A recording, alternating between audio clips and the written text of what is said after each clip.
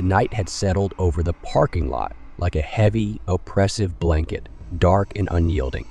I was working the security shift for an expansive parking lot on the outskirts of town, a place that seemed to have fallen off the map in recent years. My station was an old folding chair by the entrance, far from the small, decrepit security booth that had seen better days.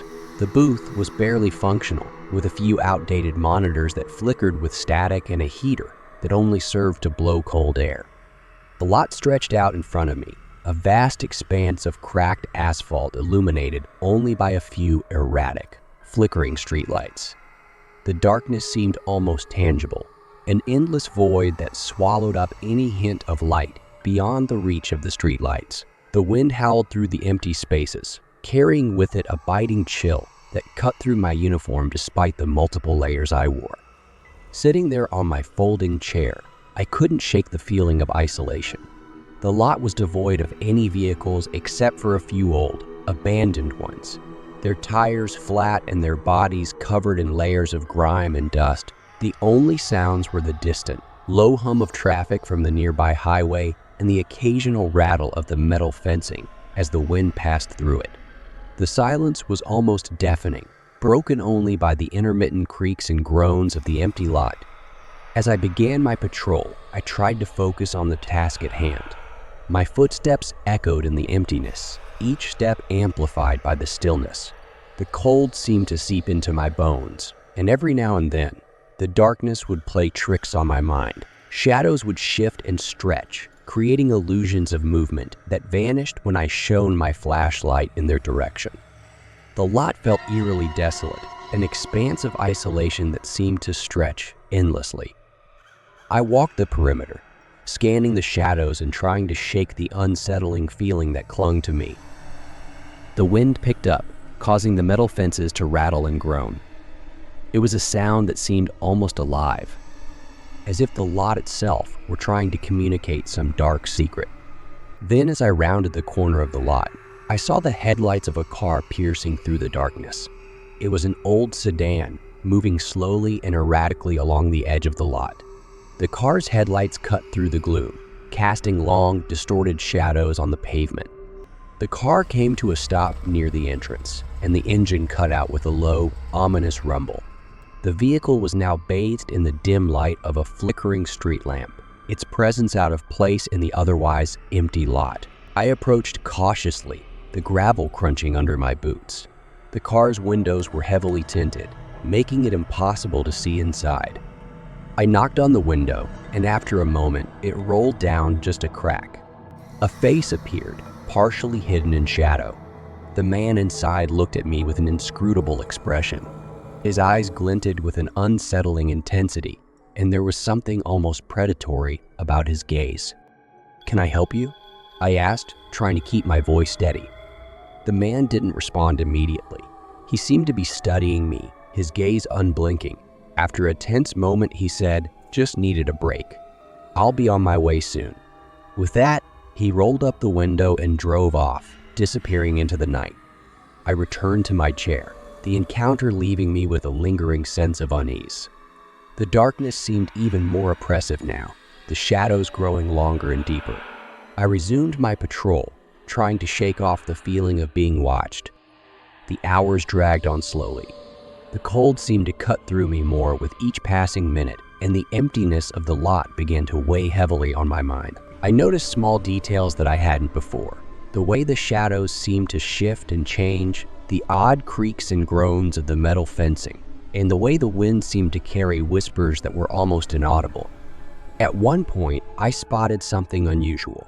Fresh tire tracks appeared on the asphalt, leading from the edge of the lot toward a remote corner.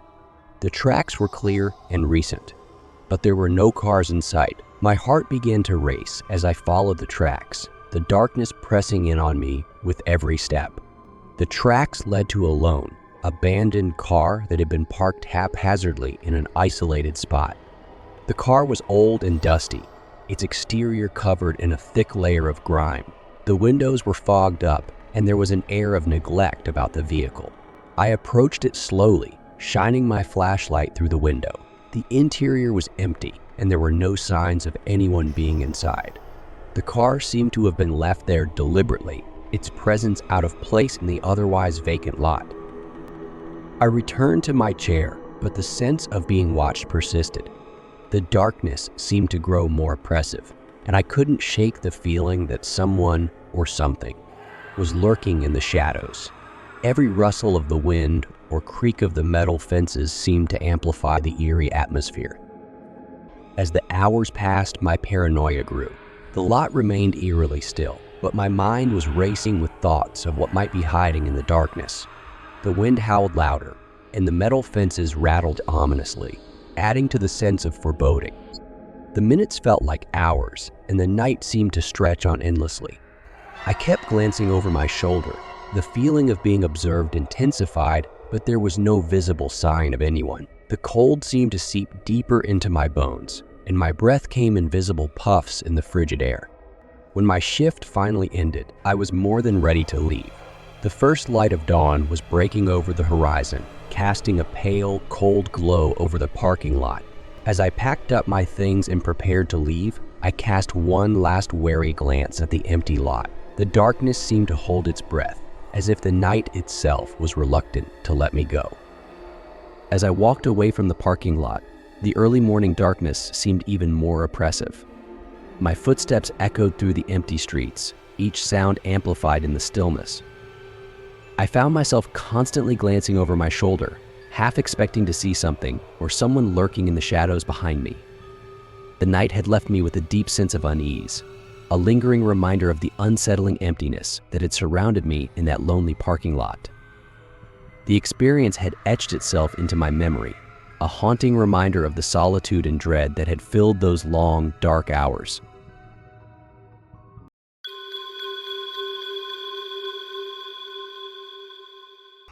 Every night, I take up my post in the old warehouse on the edge of town. The place, a relic from a bygone era, is vast and empty, its once bustling activity replaced by an unsettling silence. My name is Jack, and my shift starts at midnight. The building is enormous, with rows of metal shelving stretching into darkness. Fluorescent lights flicker overhead, casting long, erratic shadows that seem to move of their own accord. My job is to patrol the premises, checking for anything out of the ordinary, but tonight, something felt different. It began just after midnight. The first sign of trouble was a small light glowing faintly from a section of the warehouse where no lights should be on. I frowned, puzzled. I had turned off all the power to this area hours ago. My flashlight cut through the darkness as I made my way to the light. It was coming from a lone lamp, its bulb flickering uncertainly. I moved closer, the light casting strange, wavering shadows on the floor. As I approached, the lamp suddenly went out with a soft pop, plunging the area into darkness. My heart raced, and I stood still, trying to calm my breathing. The warehouse was eerily silent except for the distant, monotonous hum of machinery. I turned my flashlight back on, scanning the area for any signs of tampering. The lamp was unremarkable, just a dusty old piece of equipment that seemed to have gone out on its own. I continued my rounds, trying to shake off the unease that had settled over me. As I walked, the silence grew more oppressive, and a faint rhythmic sound began to echo through the vast space. It was a steady, deliberate thudding, like footsteps or a distant heartbeat. My flashlight beam swept over the metal shelves and crates, but the sound seemed to come from nowhere and everywhere at once. Turning a corner, I caught a glimpse of movement. A shadowy figure darted between the rows of shelves.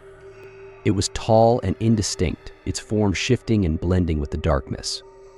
My flashlight beam followed, but the figure seemed to dissolve into the shadows, as if it had never been there. I quickened my pace, my flashlight cutting through the gloom, but found nothing. The aisle was empty, save for the same dusty crates and shelves. I felt a growing sense of dread. The warehouse, usually so mundane, seemed to pulse with a sinister energy. The rhythmic sound continued, growing louder and more insistent. I moved through the aisles, my flashlight beam dancing over the cluttered floor. Each corner I turned revealed nothing but more of the same shadows, dust, and the distant hum of machinery. Reaching the security office, I hoped to find some comfort. The room was exactly as I had left at the desk, the chair, the computer. But then I saw a piece of paper on the desk, neatly folded and placed in the center. I picked it up with trembling hands. The note was simple, written in uneven, hastily scrawled handwriting. "You shouldn't have come back." My blood ran cold as I stared at the note. I had been the only one here, or so I thought.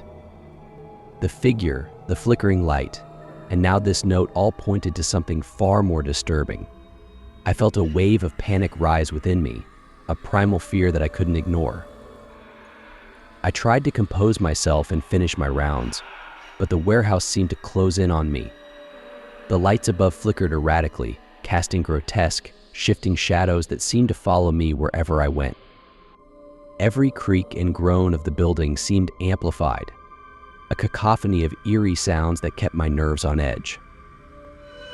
As I approached the front door, I glanced back at the dark, cavernous interior of the warehouse. The building loomed behind me, its shadows seeming to writhe and pulse with a life of their own. The air was thick with an unsettling presence, and I couldn't shake the feeling that something was watching me, waiting for me to make a mistake. I stepped outside into the cool night air, feeling a profound sense of relief. The warehouse receded into the distance. The shadowy figure, the flickering lights, the ominous note all haunted me, a chilling reminder of the night that had forever altered my perception of the warehouse. That night, as I lay in bed, I couldn't escape the feeling of being watched. Every creak of the house, every rustle of the wind outside seemed to echo the eerie events of the shift. The warehouse had become more than just a place I worked at, had become a source of deep, unsettling dread. And as I drifted into a fitful sleep, I couldn't shake the feeling that the darkness from that night was not just confined to the warehouse. It was lurking, waiting, just beyond the edge of my understanding.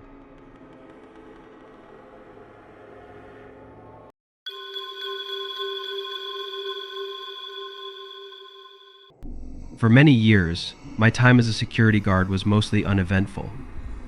There were the usual disturbances, teenagers trespassing where they didn't belong, or the occasional thief, but nothing particularly memorable. My job was routine, just another day at work. That is, until one fateful night when everything took a sudden, unexpected turn. The shift began like any other. I was assigned to an old office building that had mostly fallen into disuse over the years. Only a few businesses remained on the first couple of floors, leaving the upper 10 levels deserted and forgotten.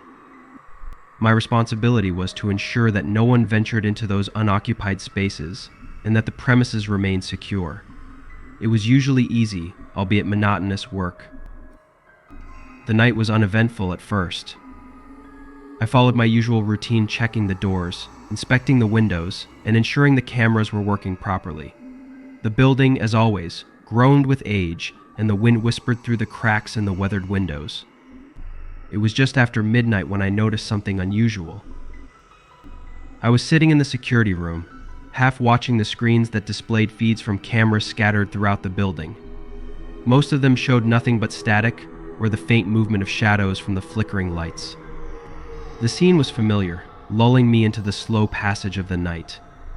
But then I caught a flicker of motion on one of the screens, a camera on the 10th floor, capturing a glimpse of a long, empty hallway.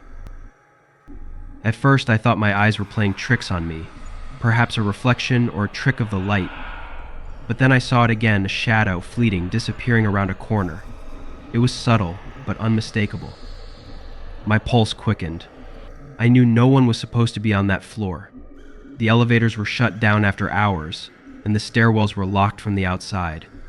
The only entrance was through the lobby, and I'd been monitoring it closely. I grabbed my flashlight and radio, bracing myself for what could be either a false alarm or something more serious. I reported in, my voice steady but tense. "This is Mitchell. I've got possible movement on the 10th floor. Heading up to investigate." The response was quick. "Understood, Mitchell. Keep us updated."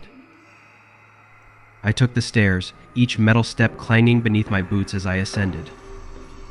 The higher I climbed, the colder the air became, the chill seeping into my bones. The drop in temperature wasn't unusual for an old building, but tonight it felt different, unnatural, almost hostile. When I reached the 10th floor, I found it just as expected, long, narrow, with flickering fluorescent lights overhead. The silence was stifling, broken only by the soft hum of the lights. A shiver ran down my spine as I started down the hallway.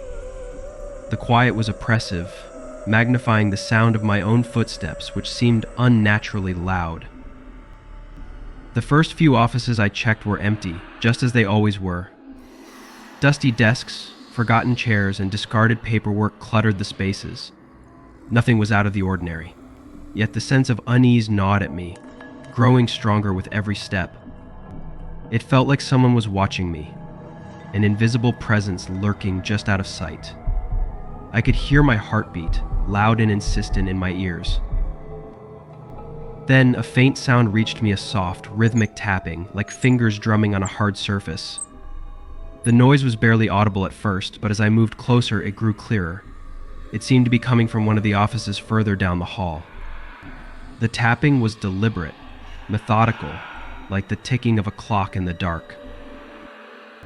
I approached the door, slightly ajar, with my flashlight leading the way. I nudged the door open with the beam of light, the hinges creaking loudly in the stillness.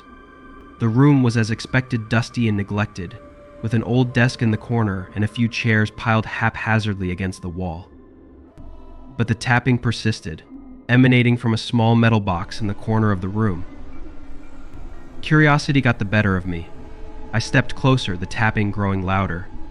I crouched beside the box, hesitating before I lifted the lid. My hands trembled slightly as I opened it, revealing an old, rusted typewriter inside. The keys moved on their own, tapping out a message on a yellowed sheet of paper. I stared in disbelief as the words appeared on the page.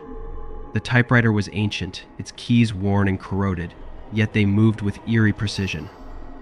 The message was clear: "Leave now." My heart raced. This was no ordinary prank, no simple malfunction. Something far more sinister was at play. I slammed the lid shut, the tapping stopping abruptly.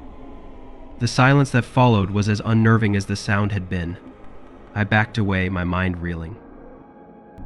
As I turned to leave, a sudden, icy gust swept through the room, making me shiver uncontrollably. The cold was intense, unnatural, cutting through me like a knife. I could almost hear faint whispers carried on the draft, a soft murmur that seemed to say, "Stay." Panic gripped me. I bolted from the office, my flashlight beam bouncing wildly as I raced down the corridor. My footsteps echoed off the walls, mingling with the frantic tapping that seemed to follow me, growing louder and more erratic with each step. The sound was alive, chasing me down the hallway. I reached the stairwell, flinging the door open, and nearly stumbling down the steps in my haste to escape. My breath came in ragged gasps, my heart pounding in my chest. The tapping was relentless, echoing up the stairwell, louder and more chaotic with every second. When I finally burst into the lobby, I was drenched in sweat, my hands shaking so badly I could barely hold my flashlight. I didn't stop until I was back in the security office, slamming the door shut behind me, as if to keep whatever was in that building at bay. The office felt safer in comparison, but the dread lingered. I sat there, staring at the monitors, trying to calm my racing thoughts, but all I could think about was that empty hallway, the flickering lights, the shadow that shouldn't have been there, and those words, etched into my mind: "Leave now." The rest of the night passed in a haze. The feeling that something was lurking, just beyond my sight, wouldn't leave me. I tried to call in, but the radio was dead, static crackling through the speaker. The silence was suffocating, broken only by the occasional creak of the building settling. As dawn approached, I felt a slight sense of relief, thinking the worst was over. I waited for the sun to rise, the first light of morning filtering through the windows. As soon as it was bright enough, I gathered my things and left, unable to shake the feeling of being watched. I never returned to that building and handed in my resignation the very next day. The memory of that night haunts me still. I often wonder what would have happened if I had stayed, if I had dared to investigate further. Sometimes, in the dead of night, when all is quiet, I can still hear the tapping, faint and distant, just on the edge of hearing. It's a constant reminder of that night, of the warning I received. I've never shared the full story with anyone, not wanting to sound insane. But I know what I experienced, what I heard. There was something in that building, something that wanted me out. And I have no doubt that it's still there, waiting, tapping out its warnings for anyone who might dare to listen. If you ever find yourself alone in a deserted building and you hear the sound of tapping, heed the warning. Just leave.